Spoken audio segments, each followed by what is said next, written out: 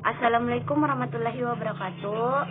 Saya Rizka Sinta Nur Fadila, NIM 182504-2017, akan mempresentasikan materi media pembelajaran di mata kuliah Strategi Belajar Mengajar. Baik, di media pembelajaran, jadi dalam upaya kita untuk menciptakan pembelajaran yang menyenangkan dan dapat mencapai hasil yang optimal, maka keberadaan media dan sumber belajar harus mendapatkan perhatian yang serius. Memilih media pembelajaran yang tepat akan sangat membantu guru dalam mencapai hasil yang sempurna dalam proses belajar mengajarnya. Fungsi media pembelajaran, yang pertama ada fungsi media pembelajaran sebagai sumber belajar. Yang kedua, fungsi semantik. Yang ketiga, fungsi manipulatif. Macam-macam media pembelajaran, ada pendengaran, auditori, penglihatan visual, multi indera, dan pendengaran dan penglihatan kinestetik. Media audio adalah media yang hanya melibatkan indera pendengaran dan hanya mampu memanipulasi kemampuan suara semata. Media visual adalah media yang hanya melibatkan indera penglihatan, termasuk dalam jenis media ini adalah media cetak verbal dan lain-lain. Media audiovisual adalah media yang melibatkan indera pendengaran dan penglihatan sekaligus dalam satu proses. Materi yang kedua yaitu manajemen kelas, di mana pengertian dari manajemen kelas adalah ketentuan dan prosedur yang diperlukan guna menciptakan dan memelihara lingkungan tempat terjadi kegiatan belajar dan mengajar. Manajemen kelas juga dapat diartikan sebagai perangkat perilaku dan kegiatan guru yang diarahkan untuk menarik perilaku siswa yang wajar, pantas, dan layak, serta usaha dalam meminimalkan gangguan. Jadi manajemen kelas ini adalah usahanya guru untuk menata dan mengatur tata laksana kelas, diawali dari perencanaan kurikulum, penataan prosedur, dan sumber belajar. Tujuan manajemen kelas itu sendiri yaitu agar pengajaran dapat dilakukan secara maksimal sehingga tujuan pengajaran dapat dicapai secara efektif dan efisien. Yang kedua, untuk memberi kemudahan dalam usaha memantau kemajuan siswa dalam pelajarannya. Untuk memberi kemudahan dalam mengangkat masalah-masalah penting untuk dibicarakan di kelas demi perbaikan pengajaran pada masa yang akan datang. Mewujudkan situasi dan kondisi kelas, antisipasi dan penghilangan hambatan yang dapat menghalangi terwujudnya interaksi belajar mengajar. Selanjutnya, menyediakan dan mengatur sarana dan prasarana yang mendukung dan memungkinkan kegiatan pembelajar sesuai dengan lingkungan sosial, emosional, dan intelektual pelajar dalam kelas. Membina dan membimbing sesuai dengan latar belakang sosial, ekonomi, budaya, serta sifat individu.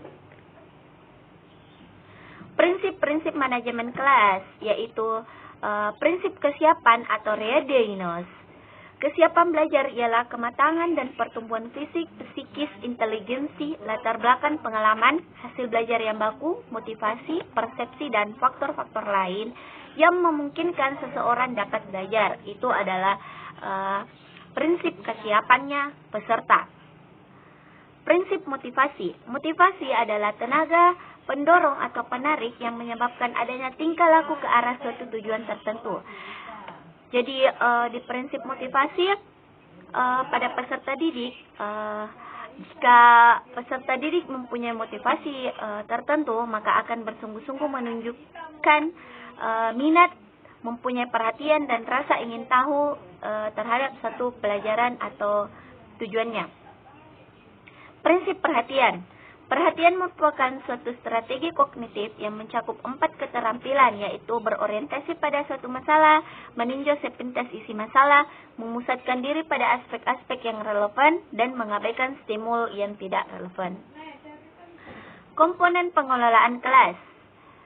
Jadi di komponen pengelolaan kelas ada penciptaan dan pemeliharaan iklim pembelajaran yang optimal. Poin-poinnya sudah tertera di PowerPoint. Yang kedua, keterampilan yang berhubungan dengan pengendalian kondisi belajar yang optimal. Ruang lingkup pengelolaan kelas. Pengelolaan tata lingkungan fisik kelas, pengelolaan perilaku siswa, pengelolaan konflik di dalam kelas. Jadi itu tadi di materi manajemen kelas. Selanjutnya, materi yang ketiga yaitu evaluasi pembelajaran. Di evaluasi pembelajaran, ada pengertian dari evaluasi dan pengukuran.